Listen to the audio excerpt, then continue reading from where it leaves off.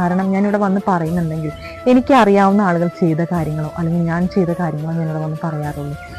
അതിന് ഒരു വ്യക്തമായൊരു മറുപടി കിട്ടുന്ന കാര്യങ്ങൾ മാത്രമേ ഞാനിവിടെ വന്ന് പറയാറുള്ളൂ. അപ്പോൾ തീർച്ചയായിട്ടും നിങ്ങൾക്ക് അങ്ങനെ അത് ജീവിതവുമായിട്ട് പൊരുത്തപ്പെട്ടു പോകാൻ സാധിക്കില്ല, മരണം സംഭവിച്ചിരുന്നെങ്കിൽ എന്ന് ചിന്തിക്കുന്ന ആളുകൾക്ക് തീർച്ചയായിട്ടും നാരായണീയ ഗ്രന്ഥം ഓരോ ദശകവും നിങ്ങൾ എഴുതുക. ശേഷം നിങ്ങളുടെ മനസ്സിലെ ടെൻഷനും അങ്ങനെയുള്ള ചിന്തകൾ വരുന്ന സമയത്ത് നിങ്ങളുടെ മൈൻഡിലേക്ക് ആദ്യം ഓടിയെത്തുന്നത് നാരായണീയം പകർത്തി എഴുതണം എന്നുള്ളൊരു ചിന്തയായിരിക്കും.